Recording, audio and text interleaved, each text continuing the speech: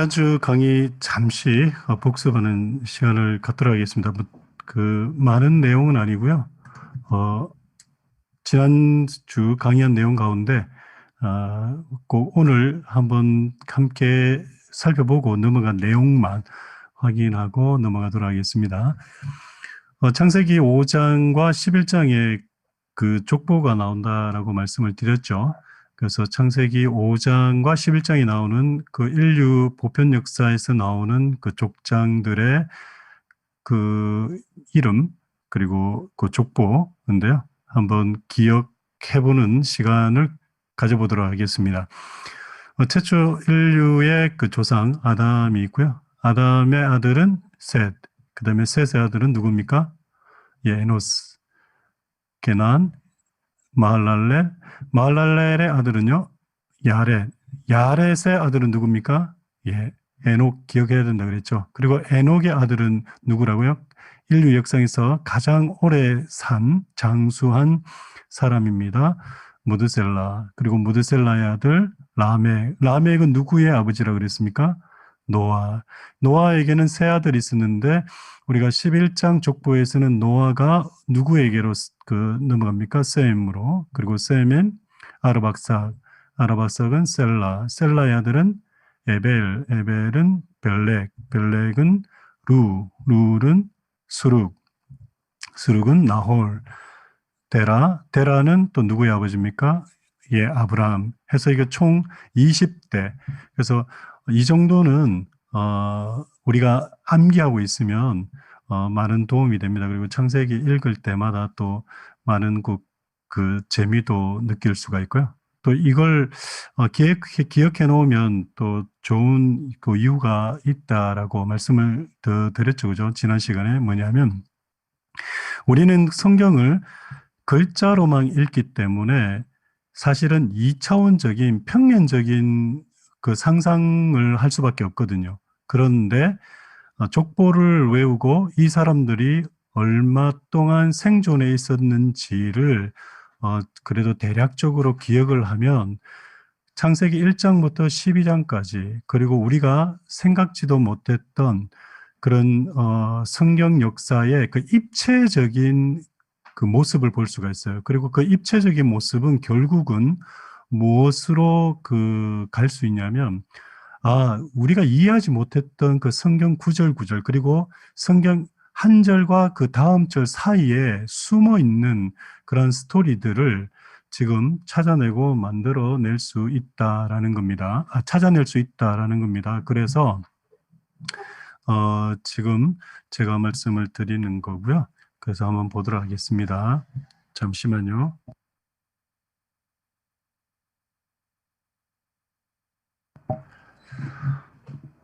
네, 지난주에 보여드린 그 인류 보편 역사 속에 우리가 그 5장과 창세기 5장과 그 11장에 등장하는 인물들의 그 수명을 가지고 한번 나열해 놓아 봤을 때에 우리가 생각하지 못했던 그런 것들이 무엇이 있는지 한번 볼 수 있었다. 그리고 한번 본 건데요. 여러분 이거 한번 보시면 알겠지만 잠시만요. 그 노아의 홍수가 노아 600세 되던 때 요때 제 펜이 이렇게 잘 안 움직여가지고 잠시만요. 노아 600세 때 노아 홍수가 일어나거든요. 근데 노아 600세 때 가장 인류에서 오래 산 무드셀라가 969세에 이제 죽게 됩니다. 그러니까 무드셀라가 죽을 때 그때 세상에 심판이 온 거죠. 왜냐하면 무드셀라의 그 이름에 하나님께서 어떠한 예언적인 내용들을 담아 넣으셨기 때문에 그래서 무드셀라가 가장 오래 산 이유도 왜 오래 살았냐면 하나님의 심판을 최대한 늦춰서 많은 사람들이 더 구원받기를 그런 바람이 그 속에 있었다라는 거 우리가 좀 우리가 알 수 있고요. 그 다음에 노아 홍수 이후에는 노아의 그 8가족, 그러니까 그 남자 넷, 여자 넷 해가 8명이 살아남아서 인류 역사가 제2기로 시작이 되죠.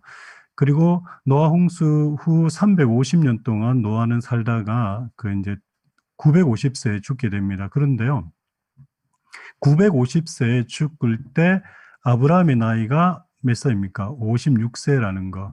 예, 이거 꼭 그 기억을 해야 된다라고 말씀을 드렸습니다. 왜냐하면 많은 사람들이 우리가 성경을 평면적으로 읽다 보니까 어떻게 생각을 하냐면 뭐 데라가 죽고 아브라함의 이야기가 된다라고 생각하고 아브라함이 죽고 이삭의 이야기가 된다라고 그렇게 생각을 하거든요. 그런데 사실은 그게 아니라 우리가 자세히 들여다보고 또 조금만 고민을 해보면 어, 정말 놀라운 그 사실들을 알 수 있는 게 노아가 살아있을 때 한번 보세요. 노아가 살아있을 때 지금 누구까지 살아있는지. 아브라함까지 살아있다. 그럼 노아나 아브라함이 한 시대에 한 지역에 같이 생존하고 있었다라는 것, 그것도 몇 년 동안요? 56년 동안. 여러분, 56년 동안 이게 만약에 노아랑 같이 살고 있었다라고 한다면 어떤 현상이 일어날까요? 예, 분명히 그 아브라함 말고도 다른 사람들이 많았을 거예요. 많았을 텐데 아브라함이 하나님의 음성을 듣고 우리가 창세기 12장에 가면 하나님이 나타나서 말씀하시잖아요. 그래서 믿음으로 나아갔다라고 우리가 알고 있잖아요. 과연 그게 어떻게 가능했을까가 어느 정도 추측이 가능한 거죠. 그리고 여러분 그 13장인가요? 제가 정확히 모르겠는데 잠시만요. 저도 성경을 잠시만 보겠습니다. 누구죠? 멜기세덱 이야기가 나오죠. 멜기세덱이 창세기 14장에 나오는데요. 창세기 14장에 나오는 멜기세덱을 뭐라고 설명하고 있냐면 14장 20절에서 이렇게 얘기합니다. 그 18절부터 제가 읽어드릴게요. 살렘 왕 멜기세덱이 떡과 포도주를 가지고 나왔으니 그는 지극히 높으신 하나님의 제사장이었더라. 여러분 이게 어떤 이 말씀을 듣고 읽고 어떤 생각이 드세요? 하나님을 멜기세덱도 알고 있었나? 어떻게 알고 있었지? 그리고 하나님의 제사장이다. 그래서 많은 사람들이 이 부분에 대해서 해석을 각양 그 생각대로 해석을 하거든요. 물론 이제 우리가 일반적으로 알고 있는 거는 뭐 멜기세덱이 구약 시대에 나타난 예수님의 현현이다. 성자 예수님의 현현이다. 이렇게 표현도 하기도 하는데 물론 그거는 그 해석도 뭐 틀리는 바가 아닙니다. 근데 만약에 역사적으로 인문학적으로 우리가 바라본다면 멜기세덱이라는 인물은 실존 인물이거든요. 근데 그 실존 인물이 어떻게 하나님의 제사장이 될 수 있었을까라는 것을 우리가 고민하고 생각해 본다면 여러분 한번 생각해 보세요. 아브라함이 노아랑 56년을 살았다면 멜기세덱이 노아랑 같이 지냈었다라고도 추측할 수 있는 거예요. 그렇다면 멜기세덱 역시도 누군가의 영향을 받을 수 있었을 거다. 뭐 그게 누구일까라고 생각해 본다면 노아일 수 있을 거다. 뭐 이렇게 생각했을 수 있죠. 그러나 여하튼간은 한번 보세요. 지도입니다. 여러분 인류 그 역사 그러니까 창세기 5장과 그 11장에 나오는 그 족보에 등장하는 그 조상들 그러니까 그 족장들은 지금 제가 이 보라색으로 표시해 놓은 이 지역에서 다 삽니다. 이 지역에서 다 살게 되는데요. 여기에서 살면서 이들은 함께 뭘 했을까요? 예, 신앙적으로 아마 뭉쳐 살았을 겁니다. 신앙적으로 밀쳐서 살았을 거고요. 지금 제가 그 하늘색으로 표시한 이들은 아브람보다 먼저 죽기 때문에 제가 노아보다도 먼저 죽기 때문에 색깔을 좀 달리 있는데요. 대부분의 그 인류 조상들이 여기서 뭉쳐 삽니다. 한 시대를 아브람까지 그렇게 뭉쳐 살아요. 그러면 노아로부터 시작되고 셈으로부터 시작된 제2기 인류 역사에서 그들의 신앙과 그들의 믿음이 어떻게 됐겠습니까? 충분히 전해져 내려갈 수 있었을 거다라는 것을 우리가 추측해 볼 수 있다라는 겁니다. 그래서 1장부터 11장까지는 이쪽 오른쪽 지역을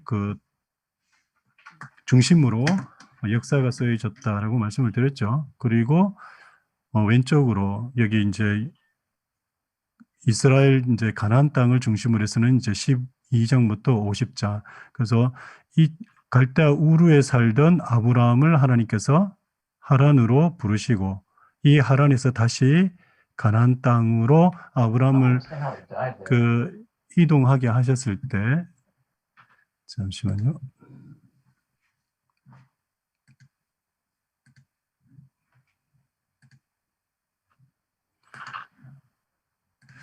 네, 혹시 그 뮤트가 안 되신 분들이 계시면 좀 뮤트 좀 부탁드리겠습니다.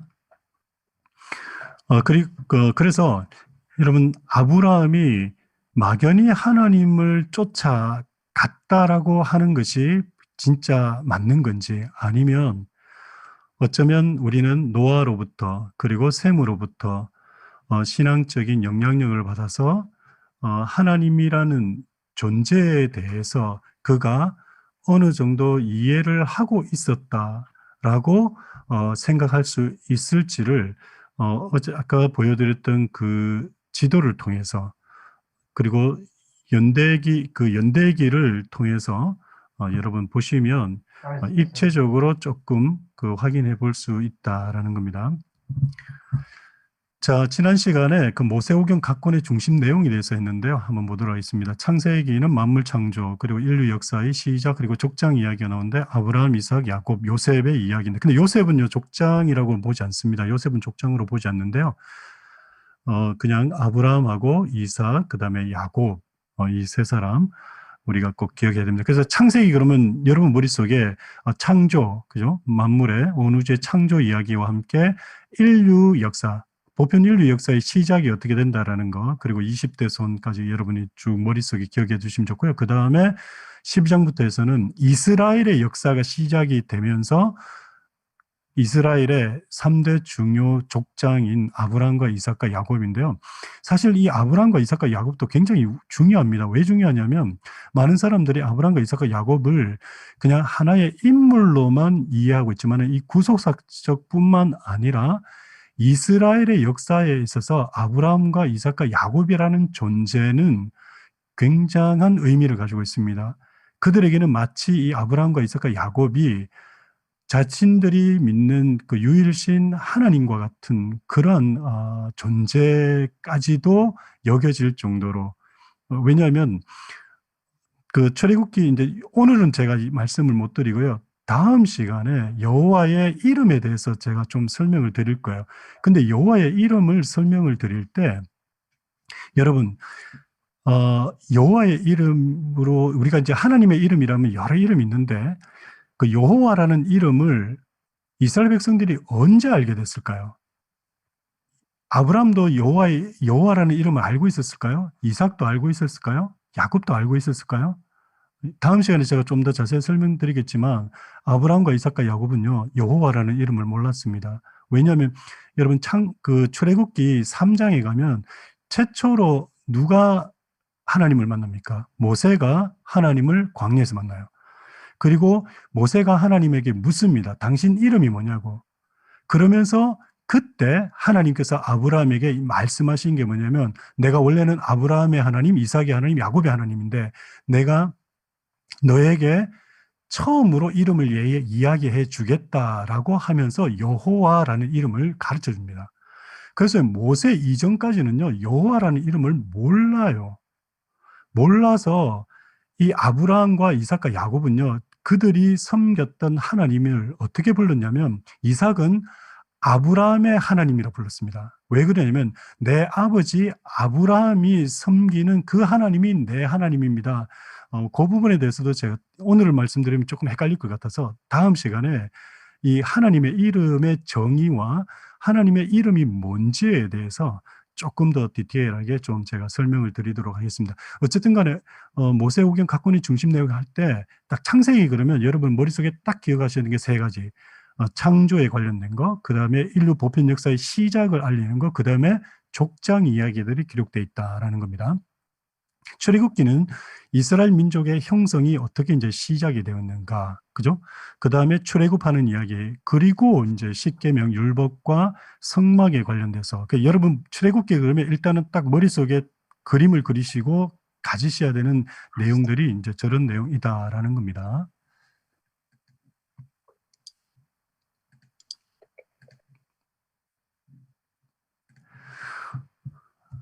그리고 레위기는요, 우리가 잘 알고 있는 대로 제사법과 그리고 그 율법에 관련된 규례와 조항이 이제 들어 있습니다.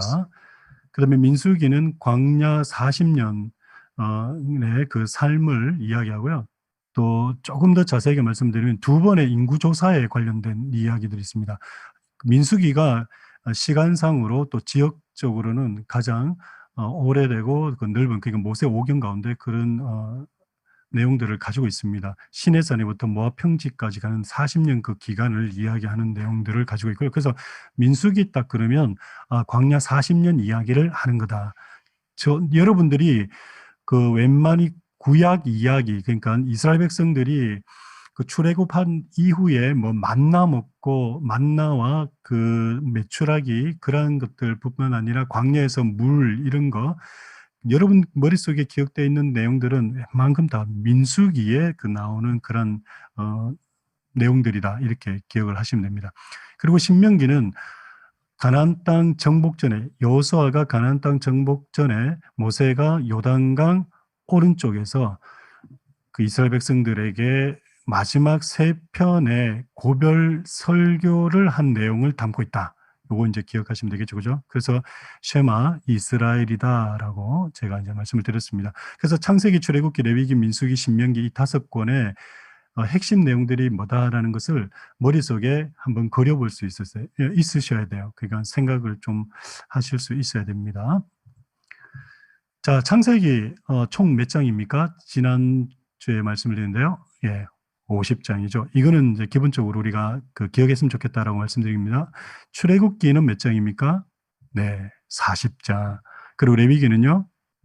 예, 27장. 민수기는 36장. 그리고 신명기는 34장. 그래서 각 그 모세오경 각 권이 몇 장으로 구성되어 있는지에 대해서만은 우리가 기억하면 좋다, 또 기억했으면 좋겠다라고 말씀을 드렸습니다. 창세기 50장, 출애굽기 40장, 레위기 27장, 민수기 36장, 신명기 34장. 요거는 꼭 한번 기억해 주셨으면 좋겠습니다. 넘어가겠습니다. 자, 지난 시간에 출애굽기 이제 뽀개기를 이제 시작했는데요. 지난번 좀 그 설명을 드렸지만 그 설명드린 거 가지고 다시 조금 더 이제 자세하게 좀 내용을 좀 하겠습니다. 출애굽기는 쉽게 얘기해서 딱 그겁니다. 탈출 이야기입니다. 그죠? 제목에서 나오잖아요. 나갈 출, 그죠? 날출, 애굽, 이집트입니다. 그래서 이집트를 탈출하는 이야기다라는 거, 그게 머릿속에 먼저 딱 들어있으면 됩니다. 그래서 이집트를 출발해서 어디로 갔는데 이거거든요. 어디로 갔습니까? 시내산으로 간 거죠.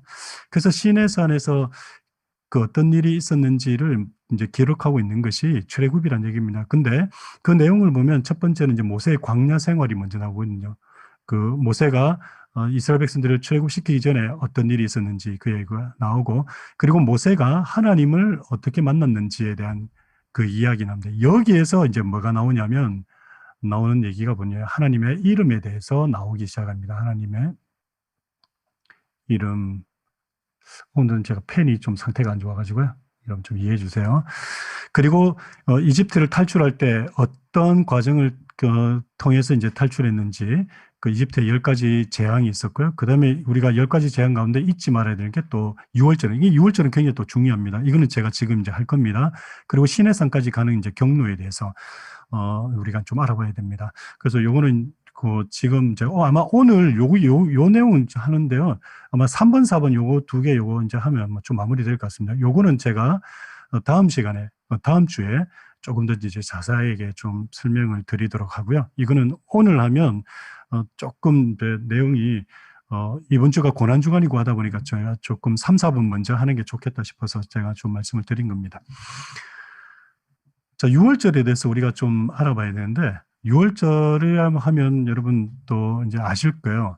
6월절이라는 게 뭐냐면 여러분 어린 양을 잡아서 문설주에 이제 어린 양의 피를 발라 그 하나님의 죽음의 진노를 피한 우리 그 죽을 수밖에 없는 그 우리 인간들이 그 죽음을 넘어간 그래서 유월 뭐 이렇게 해서 유월절 그 얘기하는데 유월절에 있어서 이제 중요한 거는 바로 이 어린 양이라는 거, 이 어린 양이 그 중요한데요. 말씀 보시면 출애굽기 12장 5절에 이런 말씀이 있습니다. 너희 어린 양은 흠없고 1년 된 수컷으로 하되 양이나 염소 중에서 취하고. 자, 어린 양을 어떻게 한다고요? 어린 양은 어떻게 한다고요? 양과 뭐고요? 염소. 많은 분들이 양이라고만 생각하세요. 그런데 출애굽기 12장 5절에 보면 양으로만 그 유월절 그 어린 양을 잡지 않습니다. 무엇으로도 그 유월절 양을 삼을 수 있다고요? 염소도 유월절 양으로 잡을 수 있다라는 거. 여러분 그거는 꼭 기억해 두시기 바랍니다. 적어도 구약 개론하신 분들은 저한테 강의를 들으신 분들은 이런 거는 상식적으로 알고 계셔야 됩니다. 많은 사람들이 유월절 어린 양 그러면 양, 10, 그 양만 이렇게 생각하거든요.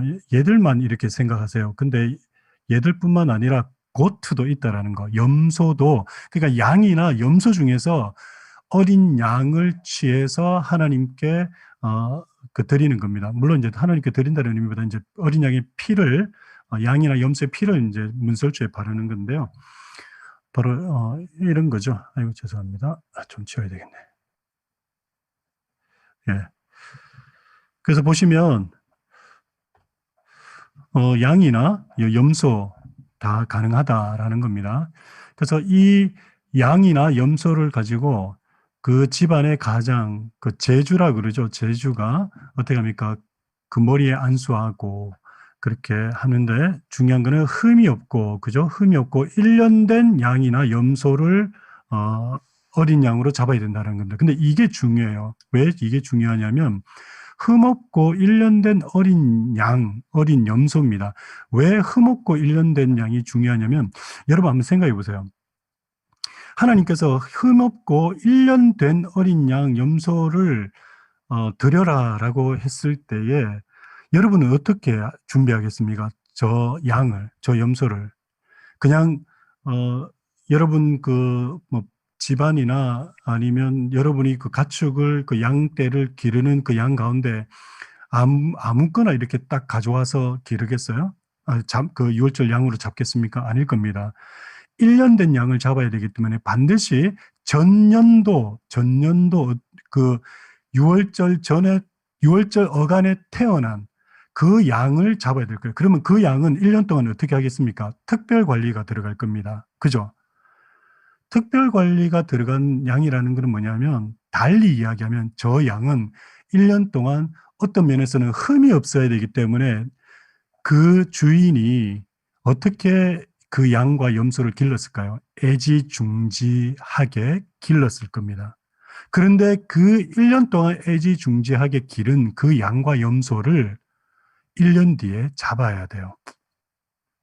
여러분, 혹시 그때 그 주인의 기분을 지난 1년 동안 그렇게 소중하게 놔두었던 그 양과 염소를 다른 양과 염소보다 각별하게 돌보고 사랑했던 그 재물이라고 할까요? 재물이 될 그 양과 염소를 6월절 날 잡아야 될 때 그 잡는 그 제주의 심정이 어땠을까요? 여러분 여기에서 무엇을 느낄 수 있을까요, 우리가? 예. 하나님께서 독생자 예수 그리스도를 십자가에 내어주실 때 그 마음이 어땠을지를 간접적으로 조금이나마 우리가 이해할 수 있게 되는 걸 겁니다. 그리고 이 제주는요, 드디어 그 양을 이렇게 묶어서 이제 양을 잡을 준비를 합니다. 그리고 제주는 자신의 양을 저렇게 잡아서요, 그 어린 양의 피를 그릇에 담아 그리고 집 문설주, 그 좌우 위 문설주에다가 저렇게 우슬초로 해서 바르게 됩니다. 저렇게 발라야지만 어떤 일이 있습니까? 예, 하나님께서 그 유월하시겠다. 그러니까 저 피가 있는 그 집만큼은 그 피를 보고 죽음의 천사가 들어가지 않고 넘어가겠다, 살려두겠다라고 한 겁니다. 이것이 바로 유월절이라는 겁니다. 여기까지는 아마 뭐 많이 얘기를 들으셔서 아시는 분도 계실 거고요. 그리고 또 그 자세하게 듣지 못하신 분들 가운데서는 오늘 이 이야기를 듣고 이런 과정과 이런 거였구나라고 생각하시는 분도 있을 겁니다. 6월절을 이제 이야기하면서 유대인의 절기에 대해서도 조금 한번 좀 확인해 보고 가면 좋을 것 같습니다. 일반적으로 유대인의 절기를 뭐라고 부르냐면 여호와의 절기다 이렇게 부릅니다. 여호와의 절기라고 부르는 이유가 있어요.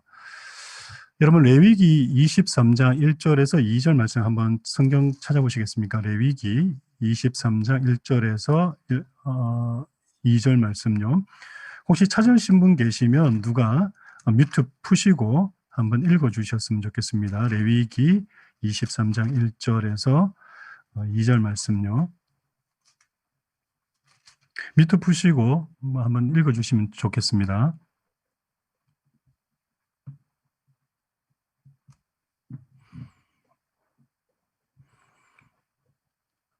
아무나 읽어주셔도 돼요. 용기 있는 분이 읽어주시기 바랍니다. 여호와께서 모세에게 말씀하여 이르시되 이스라엘 자손에게 말하여 이르라. 이것이 나의 절기들이니 너희가 성회로 공포할 여호와의 절기들이니라. 아멘. 네, 여호와께서 모세에게 말씀하셨습니다. 이스라엘 자손에게 말하여 이르라. 이것이 나의 절기다. 그죠? 자, 유대인들이 지키는 절기를 하나님께서 뭐라 그럽니까? 나의 절기다라고 얘기하세요. 그리고 너희가 거룩하게 모일지니, 그죠? 거룩하게 모일지니 여호와의 절기들이다라고 얘기하는 거예요. 그러니까 일반적으로 우리가 유대인들의 절기라고 이렇게 이제 생각을 하는데요. 뭐 유월절 아니면 뭐 무교절, 뭐 초막절 이런 것들 성경에 나오는 그 구약 시대의 절기들이 유대인들이 이스라엘 사람들이 지키는 절기다 이렇게 생각하잖아요. 근데 사실은요 성경은 뭐라 그러냐면 이건 나의 절기다 그래 얘기합니다. 그리고 나중에는 레위기나 저기 또 신명기 가면 영원히 지켜야 될 절기다 이렇게 또 얘기를 하긴 합니다. 그래서 여호와의 절기다. 유대인들이 즐기는 이 절기. 우리가 생각하는 유월절은 누구의 절기다? 하나님의 절기다. 여호와의 절기다라고 기억하시면 됩니다. 자, 여호와의 절기들이라고 하는 건 절기들이라니까 절기가 여러 가지 있다라는 거죠. 그러면 성경에 나오는 구약에 나오는 절기가 어떤 절기가 있는지 한번 보도록 하겠습니다. 첫 번째는 매 안식일. 그죠? 이거는 이제 안식일은 그 안식일 역시도 절기입니다. 이건 안식일에 대해서는 잘 아실 거고요. 그 다음에 두 번째로 유월절이라는 거, 여기 이제 정월 14일 시작점이라 했죠. 요거는 제가 이제 좀 이따 자세하게 설명드릴게요. 유월절에 대해서 정확하게 이해를 하시는 게 좋기 때문에 제가 이제 요 유월절은 정확하게 좀 설명드리겠습니다. 그리고 유월절하고 맞물려 있는 절기가 세 가지가 있습니다. 유월절과 함께 맞물려 있는 게 무교절이라는 게 맞물려 있고요. 그 다음에 초실절이라는 게 맞물려 있어요. 자, 무교절은 유월절 시작일로부터 해가 7일간인데 첫째 날과 일곱째 날 성회로 모이는 절기입니다. 그리고요, 이 초실절이라는 거는요, 첫 번째 초실절과 두 번째 초실절이라는 게 있어요. 이게 이제 무슨 말인지 이제 나중에 보시면 아는데, 요거는 무화과나무 열매가 같은 시기에 두 번 열려요. 무화과나무 열매가. 무화과나무는요, 열매를 두 번을 같은 시기에 두 번, 첫 번째, 그 다음에 두 번째 이렇게 열리거든요. 그 어쨌든 간에 그런 이제 내용들이 있는데요. 그래서 초실절이 있고, 그 다음에 칠칠절이라고 그래가 우리가 잘 알고 있는 대로 오순절이라고 하는데 이게 이제 두 번째 초실절을 의미하는 겁니다. 이게 왜 두 번째 초실절인지에 대해서도 제가 나중에 좀 설명을 드리고요. 그 다음에 여섯 번째 신년 나팔절이라고 하는데 언제냐면 7월 1일입니다. 자, 여기서 중요한 거. 6월절은 정월 14일입니다. 근데 신년이라는 건 나팔절은 7월 1일입니다. 왜 신년이라고 이렇게 따로 붙었을까요? 그 이유가 있습니다. 나중에 그 대속죄일 때문이기도 하고요. 그 다음에 그 남북 이스라엘이 나눠지면서 나타나는 그런 그 이스라엘 그 유대인들만이 가진 그들의 그 날짜 계산 때문에 그래요. 여하튼 간에 나팔절이라는 게 7월 1일이 있는데요. 이 50년 희년 때문에 이 50년 희년이 되면 나팔을 불면서 새로 시작해야 되거든요. 그게 유래가 돼가 신년이라는 이 절기가 다시 시작했어요. 그래서 정월은 1월 1일이지만 신년은 언제라고요? 7월 1일이 됩니다. 뭐 지금 제가 설명드리는 거 다 기억 안 하셔도 돼요. 나중에 또 말씀을 드릴 거니까요. 초막절이라는 게 있어요. 장막절이라고도 하기도 하고 수장절이라고 하게 합니다. 7월 15일인데 7일간 지키면서 첫째 날과 8일째는 성회로 모인다라는 거 기억하시면 되고, 그 다음에 뭐 에스더나 또 나중에 그 신구약 중간기에 가다 보면 뭐죠? 그 마카비우스 왕조에 의해서 다시 이스라엘 민족들이 헬라 제국과 그 헬라 제국으로부터 독립하는 시기가 잠시 나와요. 그때 그 이스라엘 백성들이 신구약 중간기 때 독립한 것을 기념하기 위해서 지키던 또 절기가 있어요. 그게 하누카라는 그 촛불 예식을 하는 게 있는데요.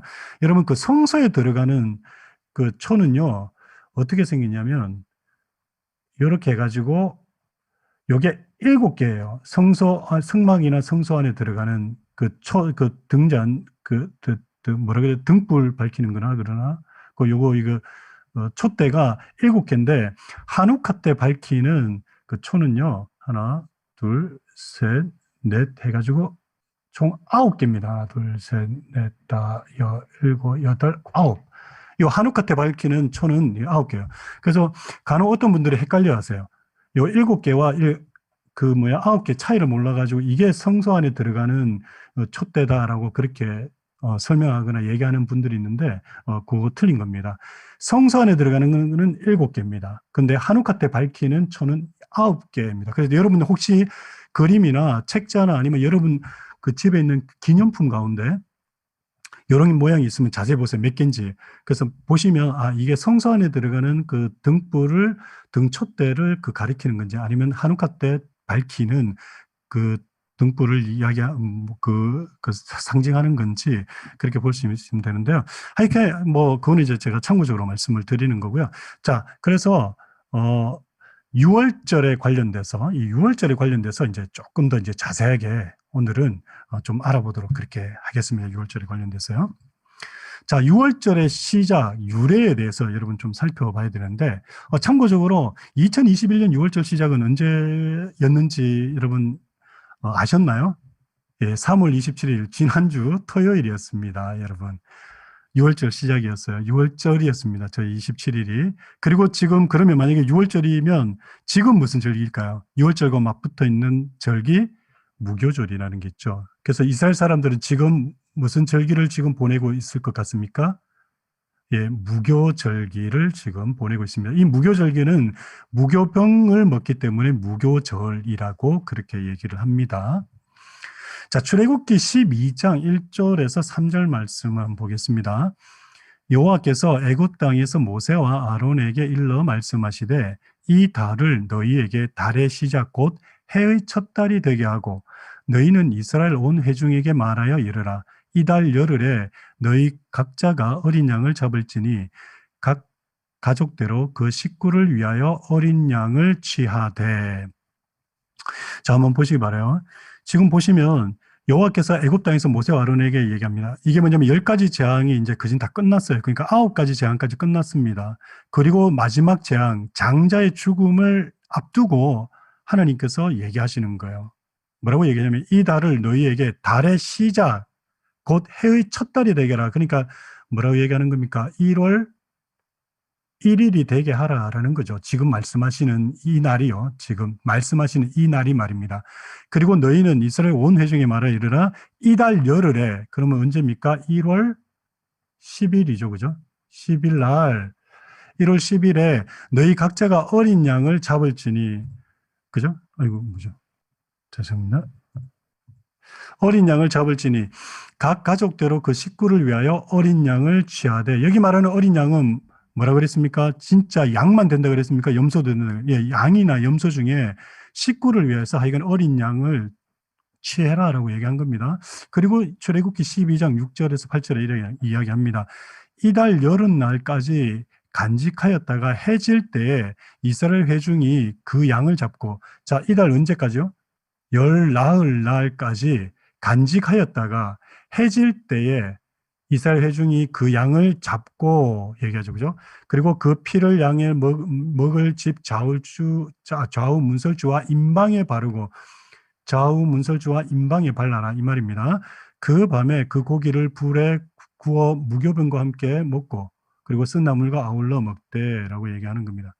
자, 그렇다면 유월절은 언제부터 시작인가라는 것을 여러분 이제 좀 아셔야 돼요. 자, 6월절은 언제부터 시작인지 다시 한번 보시기 바랍니다. 지금까지 어떻게 따라오셨어요? 지금 잘 모르시겠죠? 왜냐하면 이거 사실 성경을 좀 펼쳐가면서 여러분들이 손으로 짚고 가면서 표시를 하면서 봐야 되는 건데 제가 시간이 길지 않기 때문에 그냥 성경을 제가 보여드리면서 읽고 가는 거거든요. 근데 여러분 기회가 되시면 혹시 복습을 하시겠다라고 생각하시면 반드시 그 화면과 함께 그리고 성경을 꼭 찾으셔야 돼요. 출애굽기 12장 펼쳐놓고 따라오시면 좋습니다. 출애굽기 12장 3절 그리고 6절에서 8절 다시 한번 봅니다. 너희는 이스라엘 온 회중에게 말하여 이르라. 이달 열흘에, 자, 열흘이면 1월 10일이라고 말씀드렸죠. 1월 10일에 너희 각자가 어린 양을 어떻게 하라고요? 잡을지니. 여기서 말하는 잡으라는 말은 뭔 말이냐면 취하다랍니다. to take라는 얘기입니다. 잡을지니 그러니까 뭐 죽여라 이 말이 아니에요. 그러니까 지금 양들 가운데서 염소들 가운데서 6월절 제물로 쓸 양이나 염소를 취하라는 얘기예요. 언제요? 1월 10일 날. 그죠? 그래, 어린 양을 취하라라고 얘기하는 겁니다. 그리고 어떻게 해요? 이달 열나흘 날까지, 열나흘이 언제예요? 1월 14일. 그죠? 그 14일까지 어떻게 하라고 해요? 간직하라라고 얘기합니다. 간직하라라고. 왜 간직하겠어요? 4일 동안 있으면서 이 양이 흠이 있는지 흠이 없는지를 찾아봐야 돼요. 흠이 있는지 없는지를 확인해야 돼요. 왜냐하면 흠 없는 1년 된 양이나 염소를 6월절 양으로 잡아야 되잖아요. 그러니까 4일 동안 간직하라 이 말은 뭐냐 하면 4일 동안 택한 그 양이나 염소에게 흠이 있는지를 찾아보라는 얘기예요. 여러분, 요게 뭐와 관련이 있냐면 예수님께서 그러니까 이번 주간 이제 고난 주간에 그러니까 주일날 종료주일날 예수님 예루살렘 입성하시죠. 이 예루살렘 입성하시고 일주일 내도록. 근데 사실은 엄밀히 따지면 이제 월요일부터 시작해가지고 금요일까지이기 때문에 며칠이면 4일입니다. 4일간이거든요. 그러니까 목요일까지 계산하면 월, 화, 수, 목요일까지 계산하면 4일인데 4일 동안 예수님께서 바리새인들과 대제사장들과 사두개인들과 기타 다른 종교 지도자들과 뭐합니까? 논쟁을 하시죠. 디베이트를 하시죠. 디베이트를 해서 어떻게 됩니까? 예수님이 흠이 있는지, 예수님이 죄가 있는지 그것이 어떻게 되는 겁니까? 예수님이 흠이 없고 죄가 없다라는 게 논쟁을 통해서 어떻게 돼요? 다 드러납니다. 어떻게 해요? 예수님이 아무 죄가 없으시고 예수님은 정말 흠이 없으신 분이라는 것을 고난 중간 이 올해부터 해가지고 목요일까지 어떻게 합니까? 바리새인들과 대제사장들과 사두개인들과 뭐 기타 그런 종교 지도자들하고 논쟁을 통해서 어떻게 하면 증명이 되어지는 거죠. 예수님께서 흠이 있다 없다, 없다, 죄가 있으시다 없으시다, 없으시다라는 거. 여러분 이게 완전 똑같지 않습니까? 그죠? 그죠? 여기까지 잘 따라오셨죠? 여기까지 잘 따라오셔야 돼요. 자, 이달 열나흘까지, 그러니까 10일 날 택하고 열나흘까지 4일 동안 잘 간직했다. 뭐라고요? 흠이 있는지 없는지 정확하게 확인했다가 14일째 언제요? 해질 때에 이스라엘 회중이 그 양을 잡고, 그죠? 그리고 그 피를 양을 먹을 집 좌우 문설주와 임방에 바르고 그 밤에, 그죠? 그 고기를 불에 구워 무교병과 쓴나물과 아울러 먹되라는 겁니다. 자, 여기까지 잘 따라오셨죠? 자, 넘어갑니다. 자, 그러면 6월절은 언제부터 시작되는가 한번 보시기 바라요. 유대인들의 하루 개념이라는 게 있습니다. 유대인들의 하루 개념. 근데 우리랑 달라요. 유대인들은. 왜 다릅니까? 유대인들 하루 개념은 저녁부터 다음날 저녁까지입니다. 왜 그럴까요? 여러분 창세기 1장 펴보세요. 자, 우리는요, 하루가 언제 시작입니까? 그진 아침부터, 물론 이제 시간은 상은 아니지만 아침부터 언제요? 다음날 아침을 하루라고 생각하기도 하고 아침부터 우리는 해지는 저녁까지라고 그렇게 하루를 생각하잖아요. 우리는 그날 하루라고 이렇게 생각하잖아요. 대략적으로 생각을 그래 한다는 얘기입니다. 정확히 뭐 몇 시부터 몇 시까지를, 그는 현대적 개념이고, 일반적으로 우리가 생각할 때는 오늘 아침부터 해가지고 다음날 아침까지 하루, 아니면 오늘 아침부터 해가지고 오늘 저녁까지, 잠자기 전까지를 우리는 하루라고 이렇게 계산을 하잖아요. 그런데 유대인들의 하루 개념은 지금도 마찬가지입니다. 유대인들의 하루 개념은 언제냐면 창세기 1장, 여러분 1장 보겠습니다. 보세요. 1장 5절 한번 보겠습니다. 1장 5절 제가 읽어드릴게요. 빛을 낮이라 칭하시고 어두움을 밤이라 칭하시니라. 하나님께서 이제 천지 창조를 하시고 빛을 창조하신 후에 얘기하신 겁니다. 그죠? 빛을 낮이라 칭하시고 어두움을 밤이라 칭하시니라. 저녁이 되며 아침이 되니 이는 뭐라고요? 첫째 날이다. 그렇게 해가지고요. 유대인들의 개념은 저녁부터 시작이 됩니다. 저녁부터 시작해서 다음 날 저녁까지가 하루 개념이에요. 하루. 원데이 개념이에요. 유대인들은. 하루의 시작이 언제라고요? 저녁부터 시작이 된다는 거. 하루의 시작이. 자, 여기서부터 이제 여러분 이제 길을 잊으시면 안 됩니다. 잘 따라오셔야 돼요. 그러면 6월절 어린 양을 언제 잡습니까? 14일 날 잡아라 그랬죠. 그럼 14일이 날 잡으려면 언제 잡는 겁니까? 언제? 한번 보세요. 출애굽기 12장 3절에서 6절입니다. 자, 요 질문 이해되셨죠? 6월절 어린 양은 언제 잡는가? 13일에서 14일 되는 저녁 해질 때냐? 아니면 14일에서 15일 되는 저녁 해질 때냐? 잘 보세요. 자, 다시 한번 읽어드립니다. 너희는 이스라엘 온 회중에게 말하여 이르라. 이달 열흘에 너희 각자가 어린 양을 취하다. 그죠? 선택하다 이 말이죠. 그리고 각 가족대로 그 식구를 위하여 어린 양을 취하되 이달 열나흘까지 14일까지 간직했다가 14일 날 해질 때에 어떻게 하라고요? 잡으라는 얘기입니다. 이해가 되십니까? 자, 그러면 13일에서 14일 되는 저녁이에요? 14일에서 15일이 되는 저녁이에요? 헷갈리시나요? 다시 한번 더 보여드릴까요? 양을 14일까지 간직했다가 14일 날 해질 때, 죄송합니다. 14일 날 해질 때에 양을 잡아라 그러죠. 14일까지 간직했다가 해질 때, 그러면 언제쯤이겠습니까? 13일에서 14일 되는 저녁? 아니면 14일에서 15일 되는, 당연 14일에서 15일 되는 저녁이겠죠.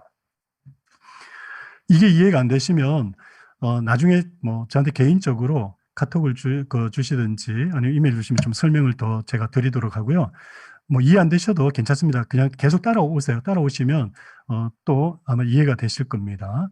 일단은 자, 6월절 어린 양은 언제 잡는다? 14일에서 15일로 넘어가는 그 15일 되기 전 저녁 해질녘입니다. 요게 중요해요. 저녁 해질녘. 해가 질랑말랑 할 때 요때 어린 양을 잡아야 됩니다. 해가 지려고 할 때, 어두컴컴해질 때, 어두컴컴해지기 전에 잡으면 안 돼요. 어두컴컴해질 때, 그때 잡아야 되는 겁니다. 그때 잡아야 되는 건데요. 자, 6월절 양 잡는 시간이 그러면 왜 중요한가요? 제가 해질녘이라 그랬죠, 그죠? 해가 질 때, 어두워질 때, 14일에서 15일 날 넘어가는 저녁 해질 때 이때 잡아야 된다. 어둑해질 때 이때 잡아야 된다라고 얘기하면서 6월절 양 잡는 시간이 왜 중요하냐. 이게 이제 중요한 거예요. 이게 지금까지 한 번도 잠시만요.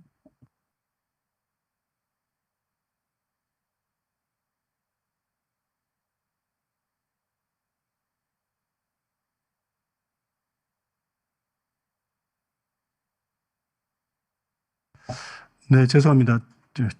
좀 잡음이 나왔어요. 죄송합니다. 자, 출애굽기 12장 6절 한번 보겠습니다. 제가 그러니까 시간이 없어서 지금 성경 제가 이제 계속 보여드리는 거예요. 근데 여러분들은 성경을 한번 펼쳐서 보시기 바라요. 한번 보셔야 됩니다. 자, 보세요. 이달 열나흘 날, 그죠? 열나흘 날 14일까지 간직했다. 그러니까 14일까지 채우는 겁니다. 양을 간직했다가. 그리고 해질 때니까 15일 되려고 하는 그날 이제 해질 때, 어둑해질 때입니다. 이때 이스라엘 사람들이 그 양을 잡는 겁니다. 그죠? 어떻게 해요? 무엇을 기준으로 해가 떨어졌는지 해가 있는지 없는지를 기점으로 해서, 왜냐하면 고대 2000년 전입니다. 근데 2000년도 훨씬 지금부터 해가지고는 그진 3446년 전이에요. 여러분 그때 시계가 있었겠습니까? 그러면 하루를 어떻게 계산했을까요? 해가 뜨고 지고 하는 것을 통해서 시간 개념을 일반 사람들은 가지고 있었을 겁니다.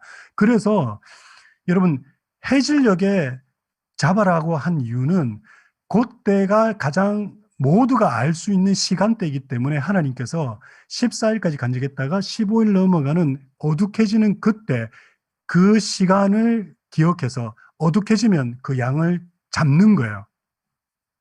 이해되십니까? 자, 여러분 마태복음 27장 45절에서 46절 말씀 있는데요. 누가 한번 이 성경 구절을 찾아서 한번 읽어주시기 바라요. 이거는 좀 중요한 거라 좀 읽어주셨으면 좋겠습니다. 마태복음 27장 45절에서 26절 말씀요.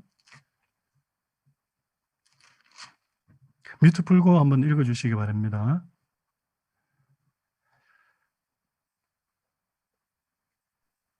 아무나 읽어주셔도 됩니다. 제6시로부터 온 땅에 어둠이 임하여 제9시까지 계속되더니 제9시쯤에 예수께서 크게 소리질러 이르시되 엘리 엘리 라마 사막다니 하시니 이는 곧 나의 하나님 나의 하나님 어찌하여 나를 버리셨나이까 하는 뜻이라. 아멘. 자, 뭐라고 되어 있습니까? 제6시로부터 온 땅에 어둠이 임하여. 자, 6시가 이제 언제냐면요. 이거는 오늘날 12시, 낮 12시를 얘기합니다. 12시부터 제9시까지 이게 언제냐면 오후 3시를 얘기하는 겁니다. 오후 3시입니다. 오후 3시요. 그러니까 12시부터 여러분 가장 해가 중천에 떠 있어야 될 저때에 그리고 이 시간대에 어떻게 됐다고요? 온 땅에 어둠이 임했다라고 합니다. 여러분 한번 생각해 보세요. 자, 지금 이게 언제인 줄 아시죠? 마태복음 27장 45절과 46절은 언제를 얘기하는 거예요? 예수님께서 십자가 달리시는 그날입니다. 십자가 달리시는 그날이 언제입니까? 유대인들의 절기로 6월절이잖아요. 6월절. 자, 6월절 그날 당일입니다. 그날 6월절 어린 양을 잡으려고 온 이스라엘 백성들, 유대인들이 예루살렘에 모여가지고 양을 선택해서 양을 각자의 집에서 잡으려고 지금 딱 기다리고 있는 중이에요. 뭘? 언제를? 해가 지면 잡으려고 기다리고 있는데 어떻게 된 겁니까? 제6시로부터 온 땅에 어둠이 어떻게 됐다고 임하니까 어떻게 됐을까요? 온 유대인들이 예루살렘에 모여있는 모든 유대인들, 이스라엘 땅에 있는 모든 유대인들이 그날 어둠이 임하니까 약간 좀 의아해 했을 겁니다. 왜요? 아니, 평소 같으면 어둠이 늦게 오는데 오늘은 일찍 오네. 그래서 사람들이 주저주저 하다가 어두워지니까 뭘 했겠습니까? 그때 각자 자기 집에 준비해 놓고 있던 어린 양, 염소나 양을 어떻게 했을까요? 다 잡은 거예요. 근데 그때 어린 양을 다 잡을 때 지금 어떻게 되고 있죠? 우리 예수님이 제9시쯤에 예수께서 크게 소리질러 이르시되 엘리 엘리 라마 사막다니 나의 하나님 나의 하나님 어찌하여 나를 버리셨나이까 라고 외치시면서 그때 십자가에서 어떻게 합니까? 돌아가십니다. 여러분 이게 예수님이 오신 그 기간으로 해서 1400년 전에 이 일이 6월절이라는 게 잡혀지기 시작하면서 앞으로 1400년 뒤에 진정한 인류의 메시아가 오셔서 어떻게 될 거라는 것을 이 6월절을 통해서 지금 하나님이 성부 하나님이 자신의 아들을 어떻게 하실 건지를 1400년 전부터 이야기하시고 보여주시고 어떻게 했다고요? 이스라엘 백성들로 하여금 연습시킨 겁니다. 연습시켜서 어떻게 됩니까? 예수님이 돌아가시는 그 시간 그때 온 이스라엘 백성들은 뭐 했다고요? 각자의 집에서 어린 양을 다 잡았습니다. 어린 양을 다 잡음으로 어떤 일이 있는 겁니까? 이스라엘 백성들이 예수 그리스도를 십자가에 못 박게 되므로 그들의 모든 죄가 어떻게 됐다고요? 사해진 겁니다, 여러분. 이해가 되십니까? 저는요, 이것만 생각하면 막 손이 떨려요. 가슴이 저려오고요. 우리 하나님의 마음이, 성부 하나님의 마음이 느껴지고요. 예수님이 저렇게 정확하게 정확하게 성부 하나님께서 만드신 저 여호와의 절기, 나의 절기다라고 얘기했죠. 왜 나의 절기라고 얘기했는지 이제 아시겠어요? 나의 절기라고. 6월절이 내 일이다라고, 내 절기다라고 그렇게 이야기하신 이유가 왜 그러신지 이제 납득이 되시는지 모르겠습니다. 납득이 되셨으면 좋겠어요. 너무 놀랍지 않습니까? 그냥 6월절인 것보다. 여러분, 복음서 읽으면서, 그러니까 이게 이제 성경을 입체적으로 읽어야 된다는 얘기가 바로 이겁니다. 우리가 평면적으로만, 글로만 읽으면 잘 몰라요. 그러나 이스라엘 역사와 이스라엘 문화와 그들의 절기의 배경을 알고 복음서를 읽으면요, 한 장 한 장, 한 절 한 절이 정말 우리에게 너무 놀랍게 다가오고 던지는 메시지가 강렬하다라는 거. 예수께서 십자가에서 달리신 그 시간, 이스라엘 백성들은 자신들은 몰랐죠. 유대인들은 몰랐을 겁니다. 자신들이 양 잡는 그 어린 양이 어떤 양인지. 그러나 그 어린 양을 잡을 때 진정한 어린 양 대신 요한복음 1장에서 얘기하죠. 그 세례 요한이 요한복음 1장에서 뭐라고 얘기하냐면 이렇게 이야기합니다. 이 이야기가 그래서 그런 겁니다. 1장 29절에서 뭐라 그러냐면 이튿날 요한이 예수께서 자기에게 나아오심을 보고 가로되 보라 세상 죄를 지고 가는 하나님의 어린 양이로다. 여러분 아시겠습니까?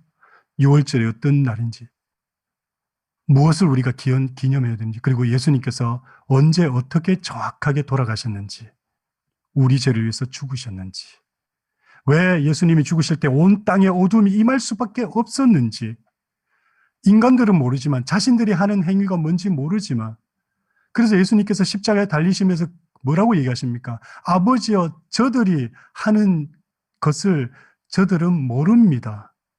용서해 주십시오. 자기들이 잡고 있는 그 양, 자기들은 모릅니다. 무슨 행동을 하고 있는지. 그러나 우리 예수님께서는 자신이 십자가에 못 박혀서 죽으심으로 아버지께 우리의 죄를 사해달라고 사해 주실 것을 믿음으로 고백하셨던 것입니다. 이스라엘 백성들이, 유대인들이 어린 양을 잡을 때 그 시간에 예수님께서는 정확하게 십자가에서 죽으신 겁니다, 여러분. 요한복음 3장 16절인데요. 여러분 함께 읽겠습니다. 하나님이 세상을 이처럼 사랑하사 독생자를 주셨으니 이는 그를 믿는 자마다 멸망치 않고 영생을 얻게 하려 하심이라. 예수 그리스도를 믿는 자마다. 우리의 영생은 어디로부터 오는 거라고요? 예수 그리스도를 믿음으로 오는 겁니다. 요한복음 3장 16절의 말씀이 바로 저 말씀이다라는 겁니다. 지금으로부터 3,400년 전, 그리고 예수님 오셨을 당시로부터는 1,400년 전 하나님께서 우리를 사랑하셔서 독생자를 6월절 어린 양으로 주시겠다라고 계획하시고 보여주시고, 그 계획하시고 보여주신 그 약속대로 독생자를 보내주셔서 우리를 구원하셨다라는 겁니다. 우리 찬양 하나 듣고 가겠습니다.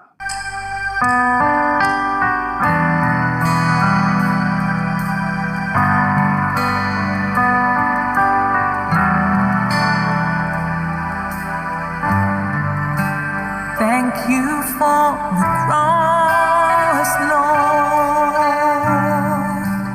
Thank you for the price you paid, bearing all my sin and shame. In love you came, gave amazing grace. Thank you for this love.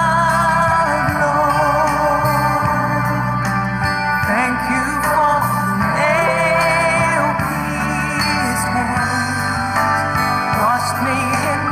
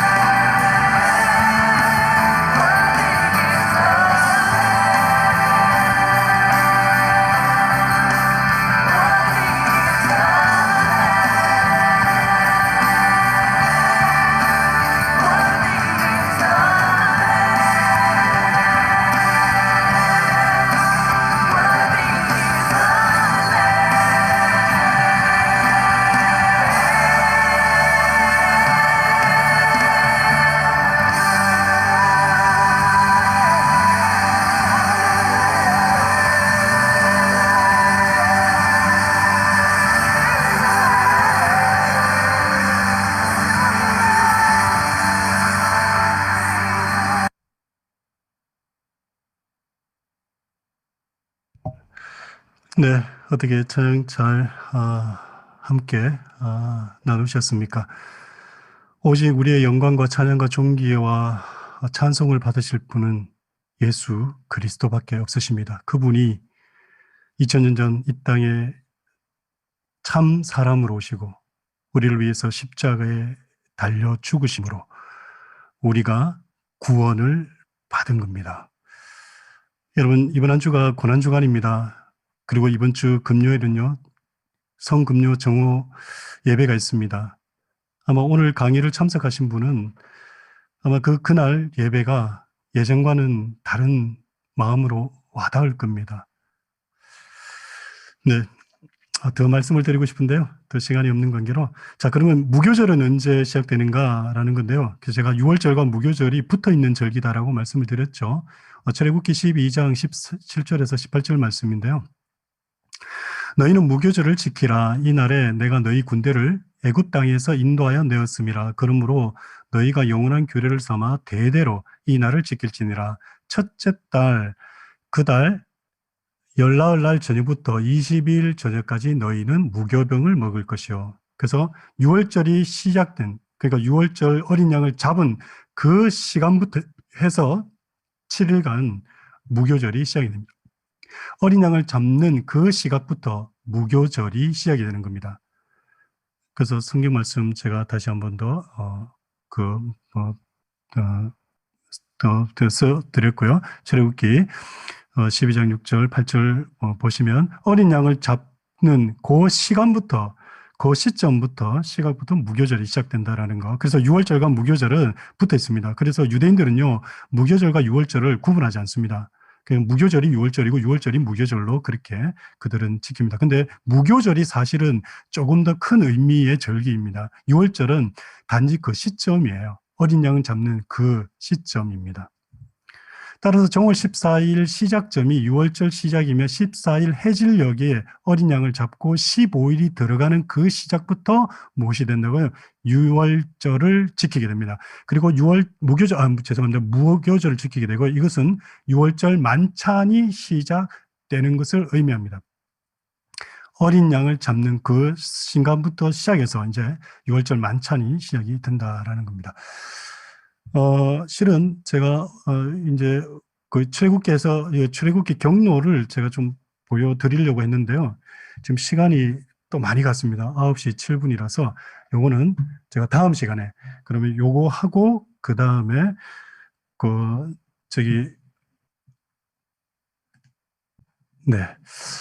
제가 다음 시간에 그 시내산 그러니까 그 라암세스에서 출발해서 시내산까지 가는 그 과정하고 그 다음에 여호와의 이름에 관련돼서 좀 얘기 나누고 다음 시간에 그런 시간을 그렇게 갖도록 하겠습니다.